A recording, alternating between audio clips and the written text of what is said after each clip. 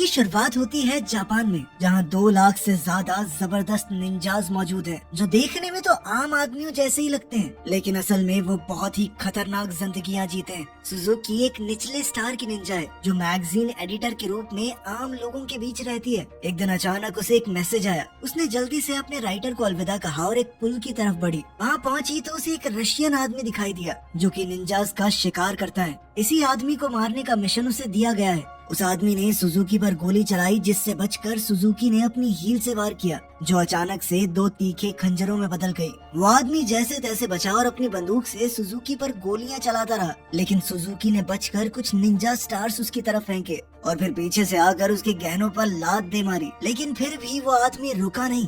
उस पर सुजुकी के करंट वाले डंडे का भी असर नहीं हुआ और उसने सुजुकी को जमीन पर पटक दिया। कुछ दूरी से एक दूसरा निंजा ये सब कुछ देख रहा था। इस निंजा का नाम केटो है, जो कि एक हाई रैंक निंजा है। अब वो उसे गोली मारने ही वाला था कि ऐन वक्त पर उसकी बाजू में एक टूथपिक आकर लगी।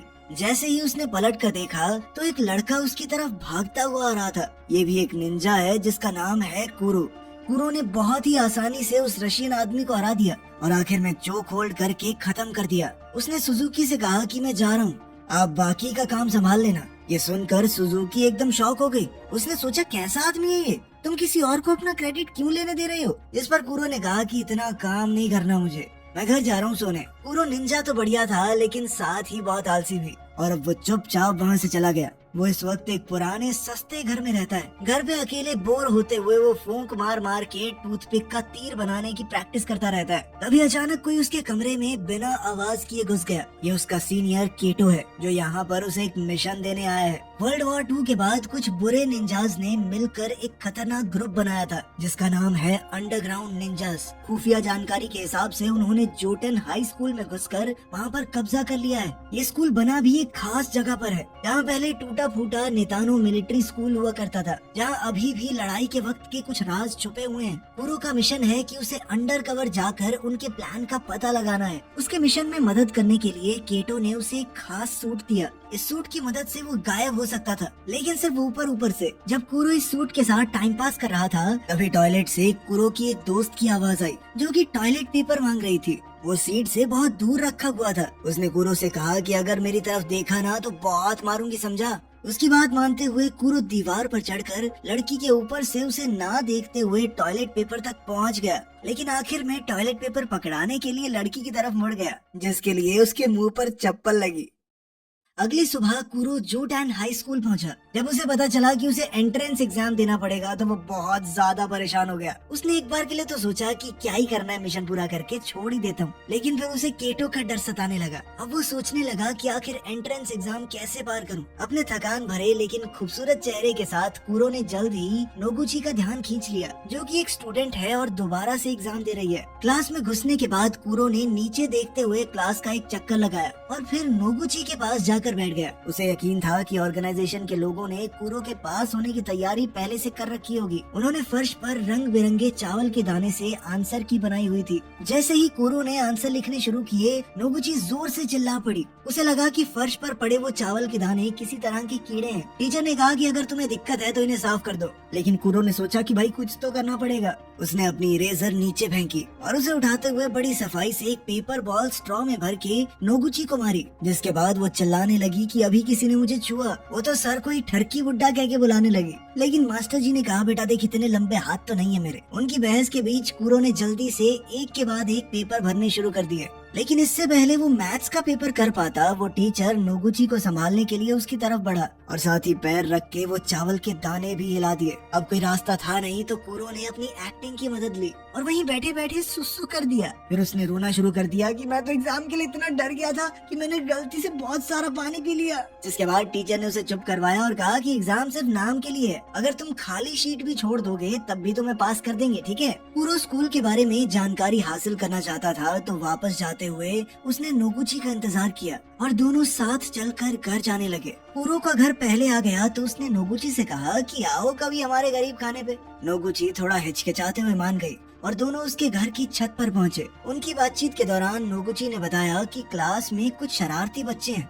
वो हो सकता है तुम्हें परेशान करें। एडा नाम का मेरा एक दोस्त है, उसे उन्होंने इतना परेशान किया कि वो क्लास आना ही छोड़ गया। साथ ही उसने बताया कि हमारे स्कूल के नीचे काफी खुफिया टनल्स हैं जो वर्ल्ड वॉर 2 के समय के एक खास मिलिट्री बेस तक जाती हैं। कुरो समझ गया कि शायद अंडरग्राउंड निंजा ग्रुप इसी मिलिट्री बेस के पीछे है। जब सूरज डूबने लगा तो नागुची ने कहा कि मुझे अब घर जाना चाहिए, लेकिन अचानक ही वो छत से फिसल कर गिर गई और उसके नीचे गिरने से पहले ही कुरो ने छलांग लगाकर उसे पकड़ लिया और नीचे गिरकर कुरो के सूट का सेफ्टी फीचर ऑन हो गया, जो कि एक कुशन में बदल गया। नोगुची चिल्लाते हुए खुले मुंह के साथ ही बेहोश हो गई, जिसके बाद कुरो उसे घर छोड़ाया।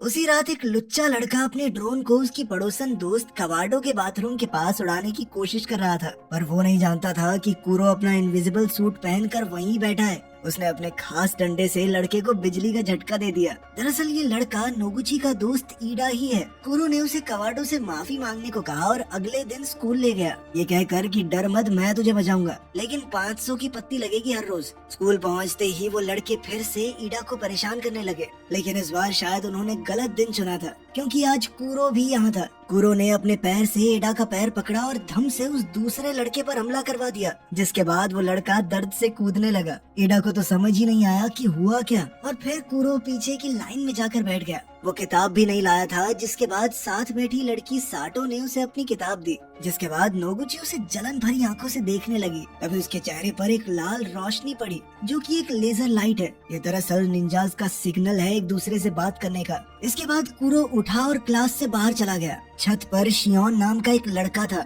वो एक हाई रैंक निंजा है। उस दिन जब कुरो ने उस रशियन आदमी की छुट्टी की थी, उस दिन वो भी वहीं मौजूद था। इससे पहले वो लड़ाई में कूदता कुरो बीच में आ गया। कुरो की तरह वो भी स्कूल में एक अंडरकवर निंजा है, जिसका काम था ये पता लगाना कि अंडरग्राउंड निंजा ग्रुप में कौन कौन है। उन दोनों के साथ साथ एक और निंजा है जो यहाँ पर भेस बदल कर रह रहा है। वो इस वक्त स्कूल का डिसिप्लिन डायरेक्टर है। उसने कुरो को क्लास के बाद बॉयलर रूम में मिलने को कहा और फिर वहाँ से गायब हो गया। तभी कुरो ने देखा कि एडा फिर से मुसीबत में पड़ गया है। वो अपने ऊपर का शरीर गायब करके एक बक्सा मुंह पे पहनकर वहाँ पहुँचा और उन लड़कों में से एक ने कुरो को लात मारी ये जानने के लिए कि वो कौन है, लेकिन उल्टा वो खुद ही नीचे गिर गया। कुरो ने पहले उसकी गेम बिठाई और फिर एडा के पीछे खड़ा होकर उसके हाथ पकड़ लिए। उसने एडा के हाथ से ही दूसरे लड़के को जबरदस्त मुक्का दिया ताकि स्कूल में कुरो का नहीं एडा का नाम हो। इसके बाद कुरो बॉयलर रूम में डायरेक्टर से मिलने पहुंचा। डायरेक्टर ने अचानक पीछे से एक तलवार निकाली और कुरो पर हमला कर दिया। वो दोनों एक दूसरे को अंडरग्राउंड निंजा ग्रुप का मेंबर समझ रहे थे। कुरो ने डायरेक्टर के हर एक वार का जबरदस्त जवाब दिया। जब उसे पता चला कि डायरेक्टर अंडरग्राउंड निंजा ग्रुप से नहीं जुड़ा हुआ, तो उसने कहा कि पीछे हट जाइए, हमारी सैटेलाइट ने आपके ऊपर निशाना साध रखा है, अगर मैं चाहूँ तो 1 सेकंड में खत्म कर सकता हूँ आपको। लेकिन डायरेक्टर को लगा कि कुरो बकवास कर रहा है, उस जैसे लो क्लास निंजा के पास सैटेलाइट का एक्सेस हो ही नहीं सकता। लेकिन तभी आसमान से सैटेलाइट ने लेजर से हमला किया और डायरेक्टर की तलवार बीच से काट दी। डायरेक्टर समझ गया कि इससे पंगा नहीं लेना, जिसके बाद कुरो वहाँ से चला गया। बाहर निकलते ही उसने देखा कि उसकी क्लास की सबसे फेमस लड़की मित्सुकी उसका इंतजार कर रही थी। वो कुरो को देखकर कुछ अजीब से तरीके से मुस्कुराई और बिना कुछ कहे वहाँ से चली गई।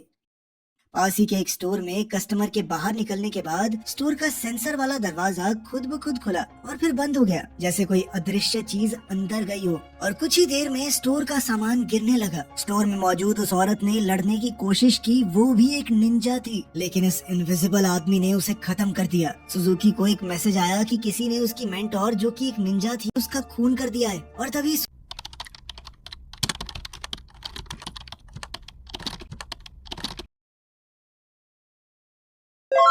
उसका खून कर दिया है। और तभी सुजुकी पर भी वार हुआ। सुजुकी समझ गई कि ये जरूर कोई अंडरग्राउंड निंजा ग्रुप का आदमी है, क्योंकि उनके पास ही ऐसा सूट है जो एक इंसान को पूरी तरह गायब कर सकता है, जबकि उनका सूट आदमी को आधा ही गायब करता है। वहीं जब साटो स्कूल से घर जा रही थी तो उस आदमी ने उसे पकड़ लिया। सुजुकी ने चेतावनी दी कि वो किसी आम आदमी को नुकसान न पहुंचाए। इस पर उस आदमी ने सुजुकी से कहा कि तुम्हारी मौत यहाँ नहीं लिखी, कोडान हाई स्कूल में लिखी है। उधर नोगुची अपने कमरे में बैठी कुरो के बारे में सोच रही थी। पिछले कुछ दिनों से वो कुरो के ख्याल को अपने दिमाग से निकाल ही नहीं पा रही। वो उसके साथ एक खुशहाल जिंदगी बिताने के सपने देख रही थी। और तभी हमने देखा कि कुरो उसके बिस्तर के पास आधी रात को चुपचाप उसे घूरते हुए बैठा था। कुरो ने उसे बताया बताया कि स्टोर में काम कर रही एक निंजा को मार दिया गया है और उसे डर है कि अंडरग्राउंड निंजा गैंग हमला करने वाली है। उनके स्कूल में बहुत ही जबरदस्त लड़ाई छिड़ने वाली है। उसने नागुची से कहा कि तुम कुछ दिनों के लिए स्कूल मत आना, ठीक है? और फिर बिना कुछ कहे कुरो खिड़की से बाहर कूद कर गायब हो गया। इसके बाद हम एक आदमी को इस तरह भागते हुए देखते हैं मानो कोई उसकी जान के पीछे पड़ा हो। अचानक एक निंजा स्टार उसका पीछा करने लगा और मौका मिलते ही उसकी टांग में जा घुसा, जिसके बाद वो आदमी गिर पड़ा। इस आदमी का नाम सारुटा है, जो पहले कुरो की टीम यानी NIN का ही एक निंजा था, लेकिन अब उसने वो ग्रुप छोड़ दिया था। इसके बाद उसका पीछा कर रहे उस इनविजिबल आदमी ने कहा कि क्या वो अंडरग्राउंड निंजास के साथ जुड़ना चाहेगा। सारुटा इसके लिए 1 सेकंड में मान गया और कहने लगा कि लोगों को मारने में तो मुझे बहुत मजा आता है, बताओ कौन है टारगेट। पता चलता है कि जो इनविजिबल निंजा सभी निंजास को मार रहा था वो कोई और नहीं बल्कि सारुटा ही है। अगली सुबह जब एक स्टूडेंट स्कूल जा रहा था तो सारुटा ने एक ही झटके में उसकी मुंडी उड़ा दी और बॉडी को अपने साथ ले गया। उधर कुरो के मना करने के बावजूद भी नोगुची उसे ढूंढते हुए स्कूल पहुंची। तभी स्कूल के डायरेक्टर ने उसे देख लिया। नोगुची ने हड़बड़ाकर सब कुछ बता दिया कि कुरो ने उसे बताया था कि स्कूल तबाह होने वाला है। डायरेक्टर समझ गया कि लड़ाई छिड़ने ही वाली है। उसने नोगुची को एक अंगूठी दी और कहा कि ये कुरो को दे देना, उसे ढूंढने की कोशिश करो, ये बहुत जरूरी है। कुछ देर बाद सारुटा उस स्टूडेंट की बॉडी के साथ क्लास में पहुंचा। अभी भी उसे कोई देख नहीं पा रहा था और अचानक से वो बिना सर का शरीर सबके बीच में आकर गिरा। क्लास में हड़कंप मच गया और सारुटा एक के बाद एक स्टूडेंट्स को खत्म करने लगा। कुछ स्टूडेंट्स कमरे से निकलने में कामयाब हो गए, लेकिन सारुटा अब भी उनके पीछे था। जल्द ही सुजुकी और शियोन को खबर मिली कि अंडरग्राउंड निंजास का एक आदमी स्कूल में आतंक मचा रहा है। सुजुकी ने अपनी आंखों के सामने ये खून खराबा देखा। उसने अपनी छड़ी निकाली और हत्यारे ने अपना गायब होने वाला सूट उतारा और तो और मास्क भी हटा दिया। सारुटा ने कहा कि पहचाना मुझे? इस स्कूल में जब हम पढ़ते थे मैं बहुत ज्यादा चाहता था तुम्हें, लेकिन तुमने मेरे प्यार का मजाक बनाया और भाग गई। गुस्से और नफरत से भरे हुए सारुटा ने खुद को बिल्कुल नहीं रोका। वो दोनों खतरनाक तरीके से लड़े, एक से बढ़कर एक। सुजुकी बहुत तेज थी, इसीलिए वो जल्दी ही जीत के करीब आ गई, लेकिन उसने एक चीज पर ध्यान नहीं दिया कि सारुटा का सूट बिजली के वार को सोख सकता था। इसीलिए सुजुकी की उस छड़ी का कोई असर ही नहीं हुआ। और अब जब सुजुकी हारने लगी तभी एक आदमी कांच से कूदकर अंदर आ गया। ये वही हाई रैंक निंजा केटो है। उसके सामने सारुटा का टिक पाना लगभग नामुमकिन था। ये बात वो अच्छे से जानता था, इसीलिए उसने अपना मास्क पहना और चुपचाप गायब हो गया। लेकिन केटो को इस बात से कोई दिक्कत नहीं थी। उसने बिजली की रफ्तार से अपनी बाजू में एक चीरा मारा और सारुटा की तरफ अपना खून फेंक दिया ताकि उसके सूट पर निशान लग जाए और उसका गायब शरीर फिर से दिखने लगे। केटो ने सारुटा पर अपनी तलवार से हमला किया, लेकिन सारुटा के एडवांस सूट ने गुब्बारे की तरह फूलकर उसे बचा लिया और सारुटा मौका देखकर वहाँ से भाग निकला। वहीं नागोची अभी भी कुरो को ढूंढ रही थी। तभी वो घबराए हुए ईडा से टकरा गई। ईडा ने उसे बताया कि मैं, कुरो और एक तीसरा लड़का उन टनल्स वाले एरिया में गए थे। वहाँ पर अफवाह है कि एक रास्ता अंडरग्राउंड बंकर तक जाता है। मेरी और उस दूसरे लड़के की हिम्मत नहीं हुई अंदर जाने की, लेकिन अब मुझे कुरो के लिए डर लग रहा है। उधर कुरो को अंदर एक लड़की दिखाई दी। ये लड़की मित्सुकी है और वही है जिसने ये पूरा प्लान बनाया था। जितना कुरो ने सोचा था, मित्सुकी उससे बहुत ज्यादा ताकतवर थी। उसने मित्सुकी पर एक बम से हमला किया, लेकिन वो पल भर में उससे दूर एक दीवार पर एक उंगली से लटकी हुई थी। कुरो ने उस पर 2 हाई वोल्टेज केबल फेंकी, लेकिन उसने अपने नंगे हाथों से वो तारें पकड़ ली, मानो बिजली का उसके ऊपर कोई असर ही ना होता हो। वहीं सारुटो स्कूल में घूम रहा था। तभी उसके सामने शियोन आ खड़ा हुआ। उसने अपनी तलवार उठाई और बहुत ही ज्यादा फुर्ती के साथ सारुटा का मुकाबला करने लगा। शियोन ने बड़ी चालाकी से जमीन पर कांच बिखेर दिया, जिसके बाद उसे पता चल जा रहा था कि सारुटा है कहाँ पर। साथ ही उसका वो टेडी बियर भी सारुटा की लोकेशन को पिन पॉइंट करने में कामयाब हो गया। उसने सारुटा को एक दीवार से लगा दिया। अब कुछ ही पलों में सैटेलाइट के हमले से सारुटा मारा जाता, लेकिन ऐन मौके पर वो वहाँ से बच निकला। शियोन उसके पीछे भागा और उसने छत पर सारुटा को पकड़ लिया। शियोन ने अपनी तलवार के वार से सारुटा पर जबरदस्त हमला किया, लेकिन वहाँ सिर्फ सारुटा का वो सूट था और सारुटा ने पीछे से अचानक उस पर हमला बोल दिया। इस अचानक हुए हमले से शियोन ने बचने की कोशिश की, लेकिन उसकी तलवार 2 हिस्सों में टूट गई। शियोन एक बेहतर फाइटर जरूर था, लेकिन अंडरग्राउंड निंजास के हथियार ज्यादा ताकतवर थे और इस लड़ाई में उसके कंधे पर खतरनाक चोट लग गई। अब घायल और घबराए हुए शियोन के पास अपनी आधी तलवार से बचाव करने के अलावा कोई दूसरा चारा नहीं था। वो हारने ही वाला था, लेकिन तभी केटो ने वहाँ आकर बाजी पलट दी। उसने अपनी तलवार सारुटा के शरीर के पार करके उसका खेल खत्म कर दिया और आखिरकार शियोन की जान बच गई। वहाँ नीचे सुरंग में कूरो लड़ाई में हार रहा था। वो समझ गया था कि उसके लिए मित्सुकी को हराना लगभग नामुमकिन है, क्योंकि वो बहुत ज्यादा शक्तिशाली है उससे। लेकिन कूरो ये जानना चाहता था कि आखिर मित्सुकी चाहती क्या है, वो ये सब क्यों कर रही है। मित्सुकी ने आखिरकार सच बताया। उसने जानबूझकर झूठ बाहर फैलाया ताकि वो सभी निंजास को स्कूल तक ला सके, ताकि निंजास लेजर सैटेलाइट को एक्टिवेट कर दें और वो सैटेलाइट की लोकेशन का पता लगा सके। हैक किए हुए डेटा का इस्तेमाल करके इन्होंने सैटेलाइट का पता लगा भी लिया और अब उनका एक आदमी उस सैटेलाइट के पास पहुंच चुका है। उनकी एक खास सूट स्पेस में भी काम करते हैं। उधर मित्सुकी ने कुरो पर एक खतरनाक हमला किया। मित्सुकी की जबरदस्त ताकत से कुरो लगातार अपना बचाव कर रहा था, लेकिन असल में वो सिर्फ वक्त काट रहा था कि कहीं से उसके दोस्त आ जाएं और उसे बचा लें। तभी वहाँ नागोची ईडा के साथ आई। नागोची ने कुरो को वो अंगूठी दी जो डिसिप्लिन डायरेक्टर ने उसे कुरो को देने के लिए कहा था। उसने वो अंगूठी पहनी और उसका एंटीना ऑन किया। तभी एक ड्रोन तलवार लेकर वहाँ आ गया।